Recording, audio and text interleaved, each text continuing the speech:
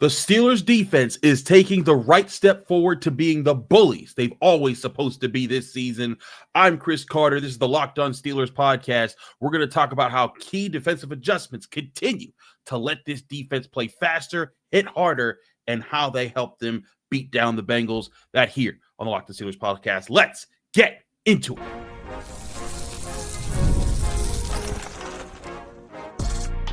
You are Locked On Steelers, your daily Pittsburgh Steelers podcast, part of the Locked On Podcast Network, your team every day. Hello and welcome to the Locked On Steelers podcast. I'm your host, Chris Carter, bringing you your daily dose of all things on the Pittsburgh Steelers. As always, you can find this show on your favorite podcasting apps and on YouTube. Like this video if you enjoyed. Subscribe to this YouTube channel to get all of your daily Monday through Friday episodes, as well as our bonus content. We thank you for making us your first listen every day because we're your team every day. And a reminder, the Locked On Steelers podcast is part of the Locked On Podcast Network, which is now the #1 sports podcast network. Today's episode is brought to you by FanDuel. Right now, new customers can bet just $5, and if your bet wins, you get $300 in bonus bets to use across the app. Steelers fans, say it with me, it's a victory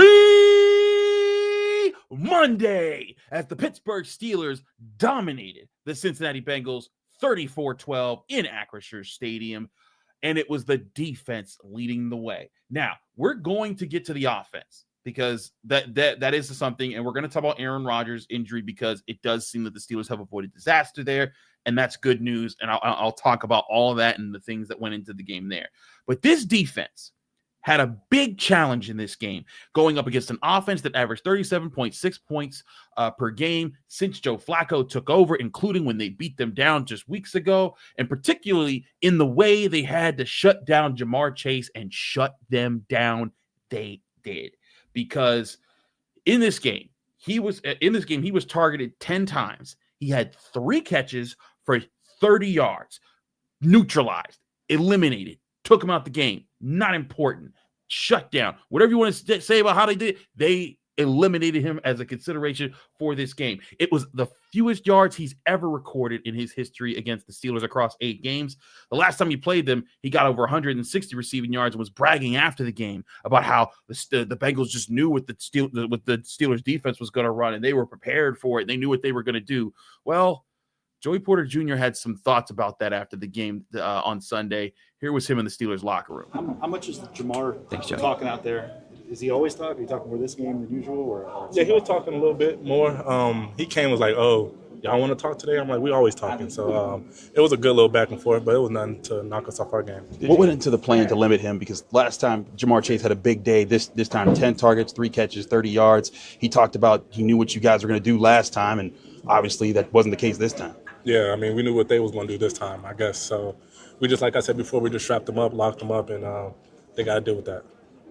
What can you say about this defense and how it's responded to just the earlier struggles it's had this year? And it seems like you guys have delivered some strong performances of late. We just got to keep the tape hot. You know, we got to keep working on the little things and make our plays when they come around, and that's what we got to just keep doing. That's what we've been doing. Strapped them up, locked them up. They got to deal with that.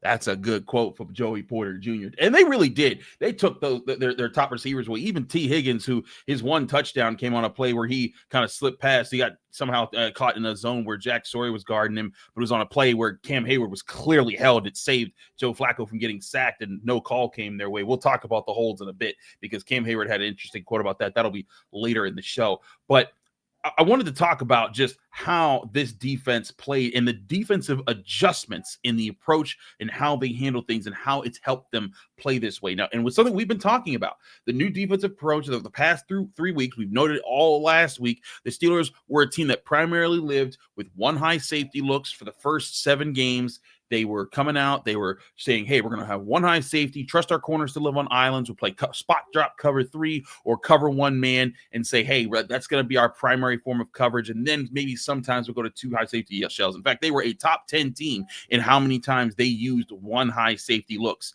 But in the last 3 games, that has completely changed. The last 2 games, we noted it jumped up to the Steelers were using two high safety shells something like 60% of the time. In this game, it was more like 72% of the time, or so it was like every 3 out of every 4 plays, they were in two high safety shells. This is becoming a staple for this new defensive look. And I think that adjustment is to be credited with how they have played. We noted it all last week. We've noted it going into this game, and I'm going to keep noting it because I think that plays into what the Steelers are doing, because it's allowing what's happening with these two high safety looks. If you're wondering, what does that do, Chris? You're saying words here, but what it's doing is it's giving the safety help behind the Steelers underneath coverage, whether that's the corners like Joey Porter Jr., James Pierre, who had a fantastic day, by the way, or Brandon Eccles, but also Patrick Queen, Peyton Wilson, and other guys. When they're playing underneath, they know they have support behind them, so they can be a little bit more aggressive. They can jump things a little bit more. They can be more prowling underneath. They don't have to sit back and play, kind of reserved, because they know if they get beat, it's a touchdown.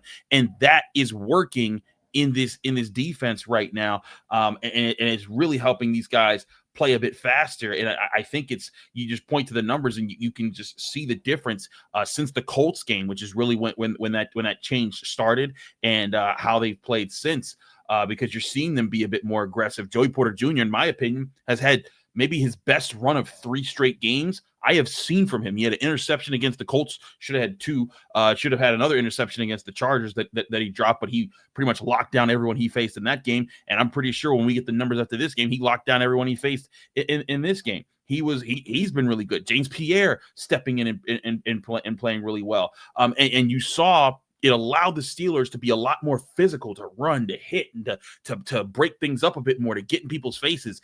And you saw it start to break the Bengals down. You saw Jamar Chase. You saw it just sort of crack his armor a little bit because he started to respond negatively, and he started to lose focus in the game plan and then start to do dumb things. And the main way how it showed how frustrated and flustered he got was when he got tired of getting beat up all game, he decided to spit on Jalen Ramsey. And live, everyone thought Ramsey was acting crazy and, it's just so irresponsible. But you look at the clear replay of the moment, and you can see the spit clear as day, where Jamar Chase spits on Jalen Ramsey, a truly disgusting thing to do, and something that the NFL has suspended players for earlier this season. I suspect it should lead to a suspension for Chase in this situation, because it should have led to him being ejected in this game, and not Jalen Ramsey, who grabbed his face mask, and rightfully so. Spit is literally an assault in most states. So, I thought that was interesting. I got Jalen Ramsey here, courtesy of Alan Saunders. Thank you for Alan and Steelers Now for getting us this clip. This is Jalen Ramsey talking about it, just letting you know, quite a few curse words in here. We bleeped them out, so you won't have to turn this off from your kids, but just know that that's coming. There's going to be quite a few bleeps in this next minute or so. Here's Jalen Ramsey talking about the Jamar Chase. Jalen, can you tell us what happened on the ejection play? He spit on me, so it's up. I don't give a about football after that, respectfully. I'm always going to be all for trash talking, stuff like that. I actually enjoy that part of the game. I think people know that. But and that's what we was doing. I mean, after the first one, the first little thing, the play before, he tried to crack block me or whatever. I got up off that, and then we got up talking or whatever, and he snatched my mouthpiece off my face mask, and then that's when I mushed his face mask, and then whatever. That was just a little scuffle. But the refs told us right there, hey, y'all chill, no more of this. Cool, so, I'm knowing, all right, no more, let's talk so let's keep it clean so everybody's staying or whatever. The next play, same we was talking for real, which I'm cool with. And then, as soon as he spit, it was that. It was, I ain't gonna tolerate that part of it. So there you have it. Jalen Ramsey just straight up is being real about it. And listen, Jalen Ramsey, with the way that he plays, is so demonstrative. He's supposed to be the villain. He's supposed to be imposing. So when the guy spits in his face, he's not going to let that stand. And again, I get that it was in the moment. It looks very costly. It's 4th and 1. Where the Bengals were trying to get the Steelers to jump. They didn't jump, and then Chase does that, just completely classless on his part. And I thought that he in this moment he looked like a punk, and he looks even more like a punk and a diva when he goes to the podium or in the Bengals locker room after the game and he lies. He said, I didn't. I opened my mouth for no man. By the way, it's a weird way to say that. Just in retrospect, on top of his raw dog comment about a month ago. But still, like, to lie about it afterwards when, like, you're in a stadium with like dozens of TV cameras and phone cameras too fixated on you. People were going to see that, and they did, and it got out. And so now he's a spitter, he's a liar, and he's a whiner for getting his butt kicked all game. And I think it's kind of interesting because, the Steelers admitted, like, hey, we need to play better. The last time they lost to this team, they said, Jalen Ramsey said, F the calls. We have to win. We have to play better. And that's what they came out and did. They came out, they matured, they played better, and they kind of broke Jamar Chase in this game. I thought that was kind of interesting to see with the way that he responded to getting hit in the mouth. So I'm not going to focus too much on that part because I do want to focus on the Steelers and how they did this, because I think what they've showed in this game is something big that could really help them moving forward. This defense came to play. James Pierre, phenomenal in coverage. Broke up that deep ball to Jamar Chase. Was just locked down in every spot. He is not getting picked on. He is playing so well. He's being physical. He's helping in so many different places. Also had his defensive touchdown, recovering a fumble. By the way, which we called. Yes, I technically called a pick six, but come on. I called a James Pierre defensive touchdown, and it hits that week. Bah! I also in general just called a Steelers defensive touchdown. I didn't know they were going to get two with Kyle Duggar's pick six, who he also played very well, by the way. I just can't believe how well he's fit into the Steelers defense. But I think across the board, especially in the secondary, they played lights out. On top of James Pierre playing well, I know that people, have bagged on him before, but Joey Porter Jr. is also playing very well right now. 3 straight games. I think he's delivered really strong performances against the Colts. He had the interception. I think he dropped another one there. He dropped one against the Chargers, but they couldn't really pick on him otherwise. So I thought he had a good game against the Chargers. I'm going to take a look at the all 22 in the film to see what he all did in this game. But I think Joey Porter just had a really good game again, basically taking Chase and Higgins away. Whoever was matched up with him did not really do much in this game. I know he at least had one breakup, might have had a few others. But all in all, this defense is playing better. And you also saw them, again, making adjustments. The adjustments of the 2 high safety look is a completely different look from what this defense was. But even in this game, in the first half, they gave up 5 of 8 on third downs. It was not looking good. They were giving up third and longs. It was getting kind of rough. But then in the second half, they make adjustments, and then they allow just 2 of 7 on third downs. A complete flip for the Steelers defense. Adjustments and playing sharper have the Steelers defense trending towards being a much better unit right now, especially in the last 3 weeks. They're playing faster and they're hitting harder, and that's helping them be the bullies that they're supposed to be. That's what Steelers football is supposed to be about, especially Steelers defenses. And that's a very good sign for the Steelers to take forward with them the rest of the season. But we also got to talk about the offense, because despite the scoreboard saying 34-12, they could have been better. And there's that key injury to Aaron Rodgers. I want to talk about all of that next here on the Locked On Steelers podcast. I'm your host, Chris Carter. Stick with us. We'll be right back. But first, remind you, this show is also brought to you by Mint Mobile. If you're still overpaying for wireless, it's time to say yes to saying no. At Mint Mobile, their favorite word is no. No contracts, no monthly bills, no overages, no hidden fees, and no BS. I said yes to making the switch and getting premium wireless for just $15 a month. Mint makes it simple. All plans come with high-speed data and unlimited talk and text delivered on the nation's largest 5G network. You can even bring your own phone and keep your same number and contacts. When you sign up for Mint Mobile, you'll get the same quality service you had before, but for a fraction of the price. Ready to say yes to saying no? Make the switch at mintmobile.com/LockedOnNFL. That's mintmobile.com/LockedOnNFL. Upfront payment of $45 required, equivalent to $15 per month. Limited time new customer offer for 3 months only. Speeds may slow above 35 gigabytes on unlimited plan. Taxes and fees extra. See Mint Mobile for details.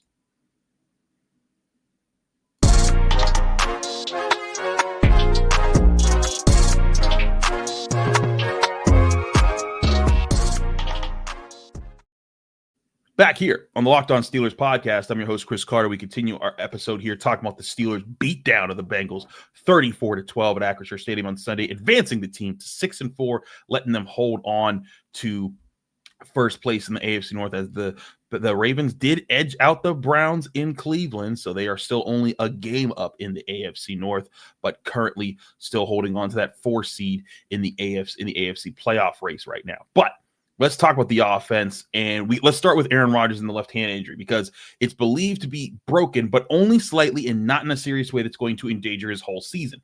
And that's a really good sign, because despite Aaron Rodgers not playing well against the Chargers, and honestly not playing that too good of a game this game, he is still important. I know everyone's going to be excited about Mason, and Mason deserves credit. I'm going to give him a lot of that in this game later in the segment, because I think he played very well. But I also think that this team is going to need Aaron Rodgers for some of these big games down the stretches, and they're going to need healthy Aaron Rodgers to see the field. And just the way that this whole thing played out made me very skeptical about his health moving forward. He went into the locker room before the end of the first half. The first half wasn't even over. Technically, the Steelers could have gotten the ball back, and he could have had to been on the field. But he left the field and he never returned to the field. We were scouring the sidelines. I never saw a sign of him on the field in the second half, and that was really bizarre to a lot of us in the press box during the game. And then after the game, Mike Tomlin kind of addressed it, and he was like, "Yeah, I talked to him after the game. He was excited we won, but didn't give any more details other than he had a left hand injury." And so we were sitting there wondering what's really going on here, because I remember covering Ben Roethlisberger when his elbow gave out in 2019, and I was getting similar vibes as far as like no one's talking, no one's saying for sure what's going on. And even though then it was a lot more like maybe he is done for the season, it was kind of like there was kind of like this weird sense of people walking around. But it is relief to see that that's not the case, because I think Aaron Rodgers is still very important to what this team needs to be this season. So fortunately, reports have come out. It is a slight handbrake on his non-throwing hand, and it's going to sideline him for a little bit, but not for a long time. So good news there. But it also makes me wonder this.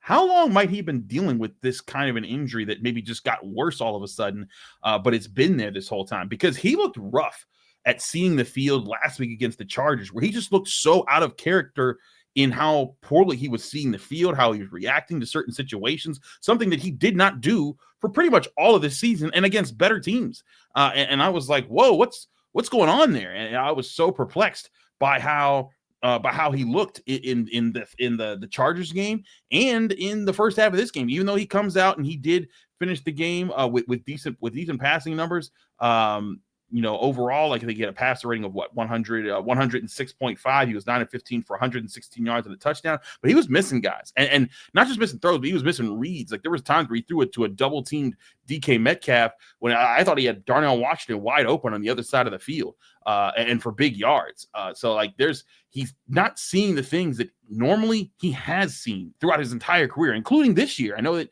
he's 41, he's about to be 42 in like a couple weeks or so, I think, but I think that I've just really thought something as weird has been going on with him. And if I was wondering if it was age catching up to him, if it was something else, it was just lack of confidence in the line, but maybe it was this injury, and maybe you could give him that grace to say like, hey, let him get healthy and come back so that he can play better. Because he looked rough at seeing the field, and that if he can get back healthy and he's seeing the field again, it will make the world of a difference, because he still has that arm, he still has that big time NFL experience, and that can come up big in big moments against big teams. But let's not play down Mason Rudolph in this game, and I'm not going to play it up either. I'm not going to say that he had an elite day at the quarterback position, but yet again, Mason Rudolph shows why he's important to be the backup quarterback on this team. He comes in a pinch and he gives you good play at the quarterback position. He takes what's there. This offense worked a lot more like what the coaches, I think, envisioned for this Steelers offense when he was out there, because he was able to do the simple things and make the right reads. The Steelers in the second half of this game had just 2 real drives. They had one drive where they took a kneel down that took 5 seconds. But in those 2 drives, they really just had the ball twice. And granted, because again, they had 2 defensive touchdowns. So there's 2 of those drives they could have had the ball too. But in those 2 drives, they combined to have the ball for over 13 and a half minutes. That's almost an entire quarter of play in 2 drives.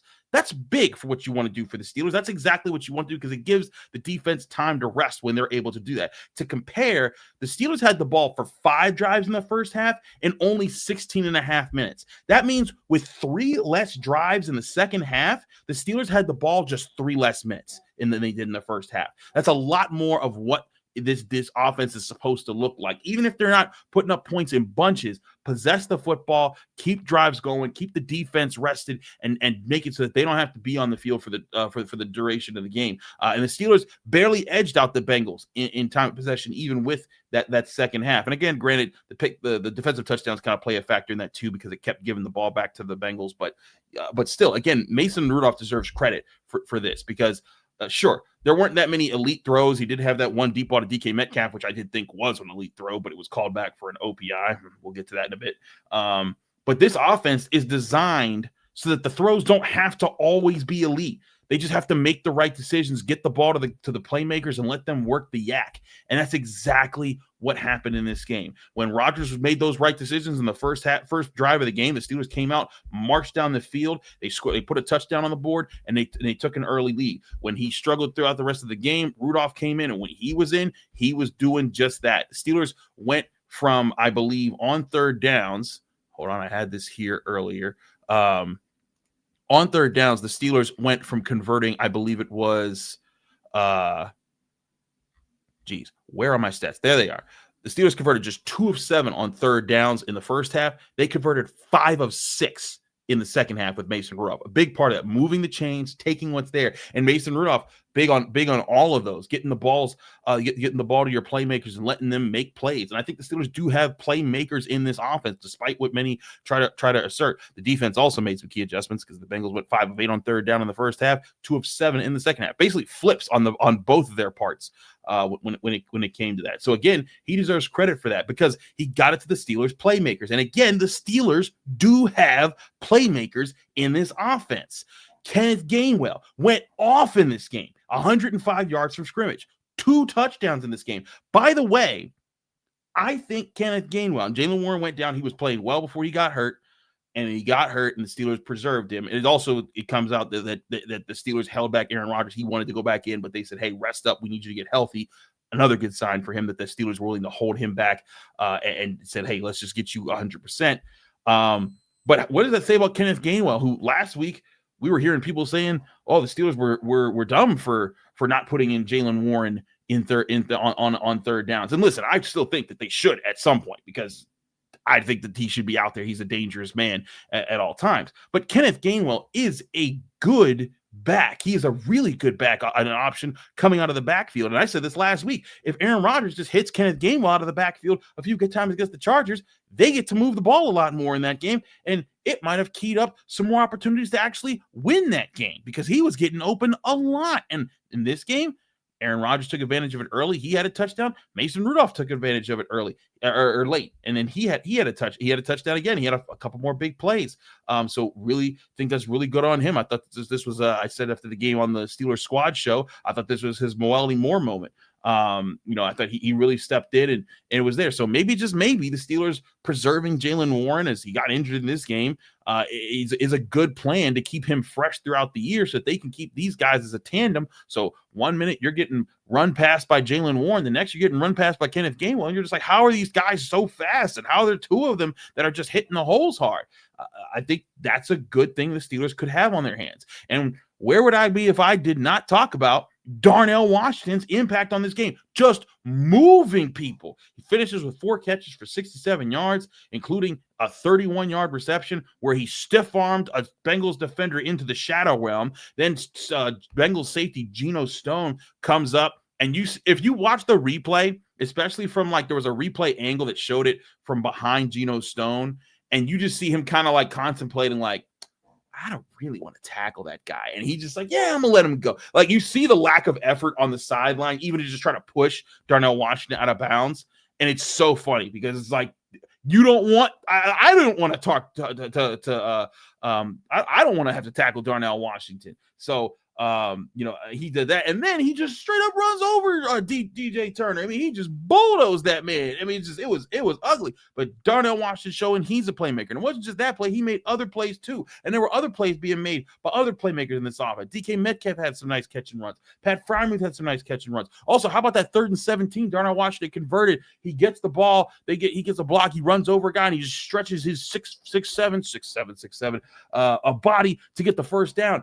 big plays there. Roman Wilson made a nice catch over the middle for a first down. Like the Steelers offense does have playmakers in it. They just need to be gotten the ball, and there's opportunities in Arthur Smith's offense to get these guys the ball in space so that they can make big plays. I really do think the Steelers have the playmakers. And yes, could they be better? Sure. Can they get open more consistently? Absolutely. But there are opportunities, there's plenty of opportunities for this offense to move the ball and to take what's there. And I think that's what Mason Rudolph did a good job of here. I think part of what Aaron Rodgers' issue related to his injury is that he's been fighting through it, and maybe we didn't realize that. And when he's fighting through it, maybe he's not able to get a full grasp of it and stay focused on everything, and it's impacting his play. But if Mason Rudolph say to come in, gives you solid pinch hitting play the way that he did in this game, and that gives Aaron Rodgers time to heal his hand, get back to normal, and then get him back to what he was doing when the Steelers he was dropping 4 touchdowns on guys' heads.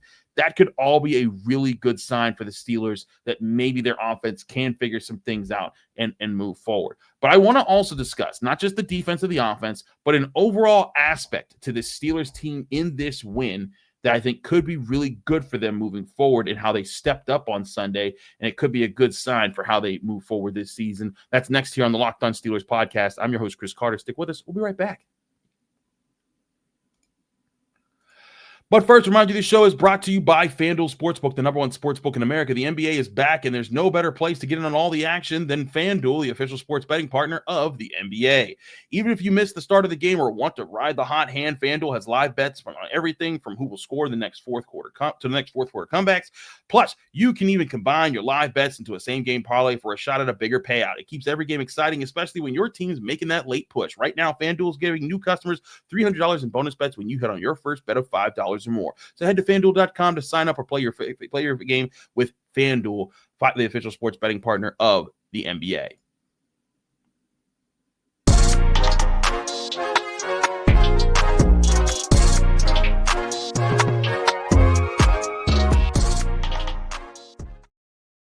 We're back here on the Locked On Steelers podcast. I'm your host, Chris Carter. Let's get back to this to this game here. And I want to talk about something that's not just about offense. It's not just about defense. It's about the whole team. And it's something that Cam Heyward, team captain, called the team out for a little under a month ago when they played the Packers. And he talked about them not responding well to adversity. And I played that clip on this show back after that game in the Steelers locker room. I asked him questions that he was responding to my question there. He talked about the Steelers not fighting through bad calls, not doing what they needed to do to win, and saying that they have to be better if they want to be a team. They have to be a more focused team, a stronger team that fights through those moments and finds answers. Well, Heyward had some notes on some of the calls that came out of this game and about how the Steelers responded them. Here was Cam Heyward in the Steelers locker room after the game. Pass rush wasn't getting home early, but you guys seemed to keep at it and eventually started to get home and then affect a lot more passing plays late. What were they doing early on, and how did you guys eventually start to get cracks? You want the politically correct answer? Go ahead. I'll take the non-politically correct answer. They were holding. Okay. But, I get called for hands to the face, but, you get bear hugged, but that's besides the point. A couple times, they leave before the ball, but I'm not supposed to talk about those things. But I thought we just settled in. I think when you stop the run early and you give yourself a chance later in the game where they got to pass the ball, they're going to have more of an opportunity. I know we only have one or two sacks to show for it, but I like the way our guys played. Is that part of the respond to adversity too? Is not like backing off when you're not getting the calls and things like that happen? Yeah. We're not going to get every call. Offense, defense, that's just the way it is. You could make a big deal about, the PI with DK. But I just love the way our guys just kept battling back. We're not going to be perfect out there, but we got to go out there and seize those moments. I think it's true what Cam Heyward said and seeing how they responded there. I think that's a big part of it. You're not going to get those calls, especially against the Bengals. I mean, let's also note in the history of playing the Bengals, they are notorious for getting away with just the most just blatant holds that do not get called for whatever reason. I mean, there was a game where I forget which tackle it was, but there was a tackle who was on them a couple of years ago.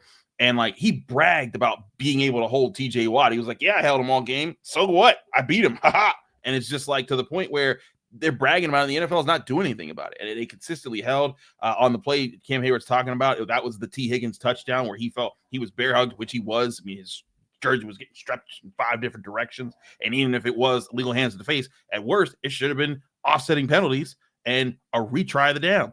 But I think the Cam Heyward's point there, no matter the offensive pass interference on DK Metcalf, which it's like, if you call that a push off from DK Metcalf, what should you be calling from Jamar Chase and T. Higgins, who push off every single day?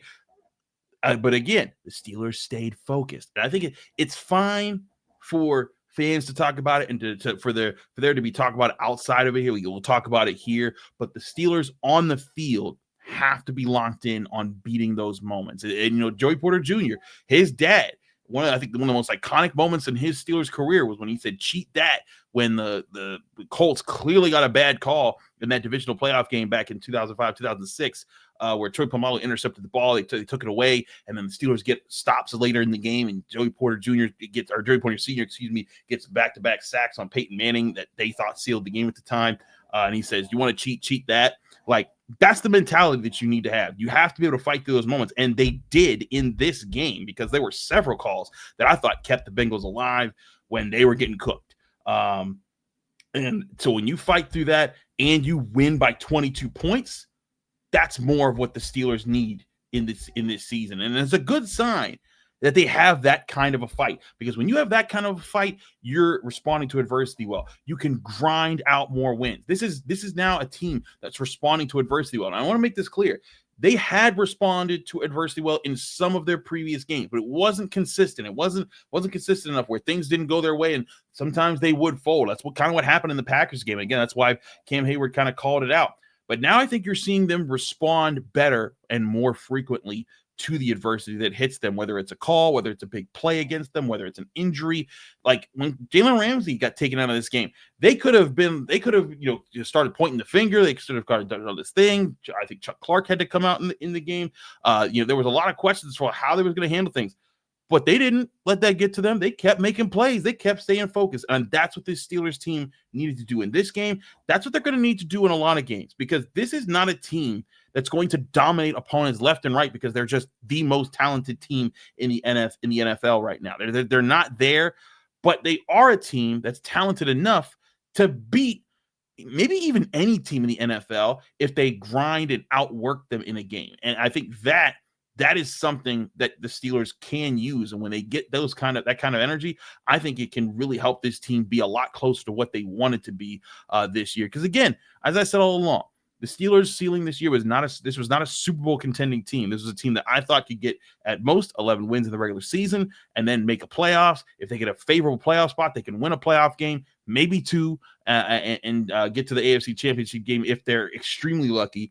But even with that, like, you want to see this team grow, and it's wins like this, it's turnarounds like this that help your team grow, that help your culture grow, because it's not just about the culture of the overall, it's the culture of these young guys that you want to embrace what it means to play winning football, what it means to respond well to the tough moments and to not fall on your face and to stand there with your brothers in the locker room.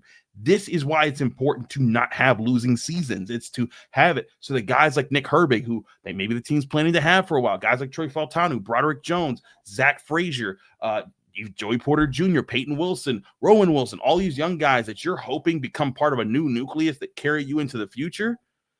You want them to see in these moments what it's like to respond to them, because this is the stuff that they learn from for the rest of the career. They hold on to it. Like, I remember being in this moment and how what Cam said to me after the game. I remember what it felt like when we lost. I mean, again, drawing back to Joey Porter Sr., one thing that he said that he focused on so much in that 2005, 2006 Super Bowl run was he learned from how painful a lot of those playoff losses were in the recent years with Bill Cowher, where they would just baffling losses at times for how bad, like, the pick 6 he dropped against the Patriots that could have won that game in 2001. The close loss they had against the Titans in the 2002 AFC divisional round. Like, thing after thing, it kind of taught him to value. And then the 2004 AFC Championship game taught him to value. Hey, we have to value these opportunities. And so I think that's a big part of what the Steelers are doing right now, is they're learning how to value those opportunities and how to take and how slim the margin is between victory and defeat. and achieving what you're going for and failing. And I think those kind of things you can carry with you forward, if not just for this season, maybe somehow moving forward to help you keep getting guys that fit more of what you're trying to do. And we're starting to see more of it. It's a good sign for the Steelers to see that kind of stuff to help you win big games, because trust me, there are a lot of big games still left on this schedule. And looking at the schedule right now, the Steelers, when you look at their situation, again, they're 6-4 atop the AFC North. They're the 4 seed. If they were to drop out of being 6-4, I believe they'd be tied with the Jaguars. It'd be some weird.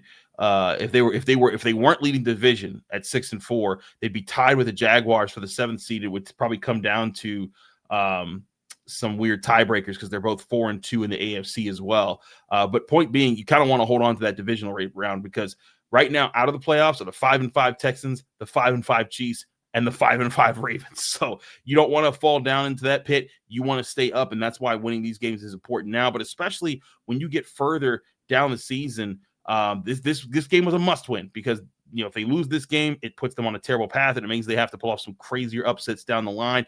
This Bears game coming up, I don't know if it's a must-win, but it'd be a really good win to have in your back pocket if you're the Steelers. So then you're at 6-4 now. That'll put you at 7-4, and then you're getting ready to host you get to play the Bills and the Ravens in back-to-back weeks. 2 teams with MVP level quarterbacks that think they're ready for the Super Bowl. I think that's going to be big, but they're in a position right now to still control their own destiny, to play really well, and to be able to continue to grow. And to me, that's the thing the Steelers need to keep doing. They need to keep growing. They need to keep getting better. The offense, if they can figure it out, if they can be a unit that can scores more consistently, or at least possesses the ball more consistently, that could play a big help in things. The defense, if this too high safety look is really helping and you're growing there, keep leaning on it. Keep growing in ways to use it to manipulate the eyes of quarterbacks to get more mistakes. I think there's a lot of potential with this team to still improve and still do what they need to do week to week and get some more wins for the Steelers. So plenty to talk about, plenty to look at. I'll have the All-22 film sometime later today where I'm breaking things down, and then we'll try to get you our stars and skulls grades tomorrow. Who should get some 3 stars in this game? Because I think we got a few of them. Let me know in the comment section on YouTube, or tweet at me at Carter Critiques. By the way, thank you for watching the Locked On Steelers podcast. I'm your host, Chris Carter. As always, you can find this show on all your favorite podcasting apps and on YouTube. Like this video if you enjoyed. Subscribe to this YouTube channel to get all of your daily Monday through Friday episodes, as well as our bonus content.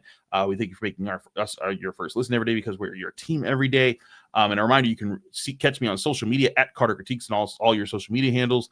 And then you can also read me in the Pittsburgh Post-Gazette, where I detailed more of what the Steelers said about their plan to limit Jamar Chase and what the defensive changes are coming from that. All here on the Locked On Steelers podcast. I'm your host, Chris Carter.